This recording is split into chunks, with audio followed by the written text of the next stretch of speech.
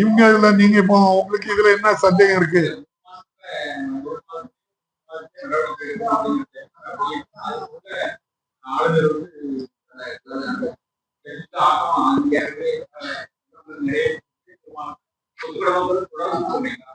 இல்ல, நான் தொடர்ன்னு சொல்ல. நேற்று 5 நீதியரசர்கள் சொன்னதுல அவங்க என்ன சொல்லியிருக்காங்க? உச்ச நீதிமன்றம் உங்களுக்கு காலக்கெடு கொடுக்கறதுக்கு எங்களுக்கு ரைட் இல்லை. யார் ரைட் இல்லைன்னா இந்திய அரசியலமைப்பு சட்டத்துல அதை சொல்லல. as soon as possible சொல்லியிருக்கு. அவ்வளவுதானே? அதை நீங்க காலக்கெடுக்கு 1 மாசம் 2 மாசம் இதை யதார்த்தமா சொல்ல எவ்வளவு சீக்கிரமா வேணுமோ அவ்வளவு சீக்கிரமா அதை பண்ணி கொடுக்காங்க. 1 மாசமோ 3 மாசத்துக்குள்ள பண்ணி கொடுக்க ஒரு சஜஷனான தீர்ப்பு. காலக்கெடுன்னு நாங்க சொல்ல முடியாது. ஏன்னா கான்ஸ்டியூஷன்ல அது இல்லைன்னு சொல்லி அந்த டீம்ட் அசென்ட் கொடுத்த அந்த 10 பில்ஸ் இருக்குல்ல, அதை நம்ம ரிவ்யூ போறதுக்கு வாய்ப்பு இருக்கு. எனக்கு தெரிஞ்சு அதை கோர்ஸ் பண்ணல. அந்த டீம்டு ஜட்ஜ்மெண்ட் ஒண்ணு நீங்க சொல்றீங்களே, அந்த 10 மசோதாக்களுக்கு கொடுத்திருக்கக்கூடிய அங்கீகாரத்தை என்ன செய்ய முடியாது யாராலையும். அது என்னமா செல்லாது அப்படின்னு சொல்லி அதை ரிவர்ஸ் ஆகி இன்னும் கவர்னர் முடிவு எடுக்கன்னு அனுப்புறது.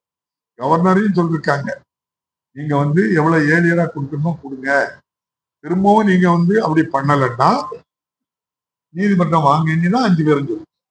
அப்ப என்ன ஒரு இன்னும் தவறு பண்ணக்கூடாதுங்கிறத சுட்டி காட்டுறாங்கல்ல மறக்க.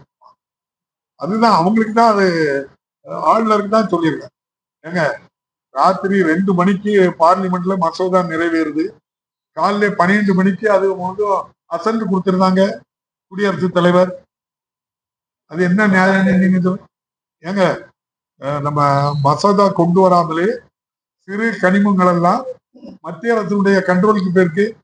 நீங்க மதுரை மாவட்டத்துல அந்த கல்குவாரி எடுக்க வந்தாங்களே, எந்த இடம்? அரிட்டாப்பட்டியில என்ன நடந்து பாருங்க. நம்ம ஸ்டேட் கவர்மெண்ட் மசோதா கொண்டு தீர்மானம் நிறைவேற்றி என்ன சொல்றோம்? அதை எடுக்கக்கூடாதுன்னு சொல்றோம்.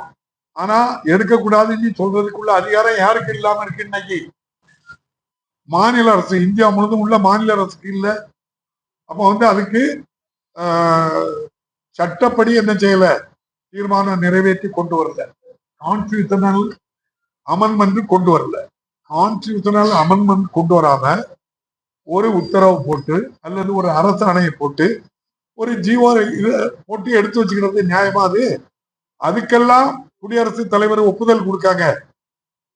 நம்ம நியாயமான இப்போ 10-20 யூனிவர்சிட்டியில விசிஏ இல்லை, ஒப்புதல் தர இருக்காங்களே, என்ன நியாயம்? நீங்க தான் கேட்கணும்.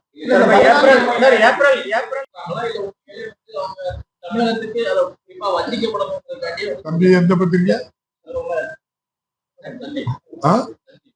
சஞ்சீவி தானே? நல்ல கேள்வி கேட்டு. இல்ல தம்பி, பிஜேபி தலைவர்கள் சொன்னதை படிச்சுட்டு நீங்க கேட்க, ஒன்றிய அமைச்சர் சொன்னதை படிச்சீங்களா? ஒன்றிய அமைச்சர் கொடுத்ததை நம்பணுமா? இல்ல நம்ம பிஜேபி தமிழ்நாட்டில் இருக்கக்கூடிய தலைவர்கள், நம்ம மாண்புமிகு சட்டமன்ற பிஜேபி தலைவர் நம்ம நயனா நாகேந்திரன் உட்பட அது நாங்க ஏப்ரல்ல கெட்டு தந்துருவோம் அப்படின்னு சொல்லியிருக்காங்க. அதை நம்புறீங்களா?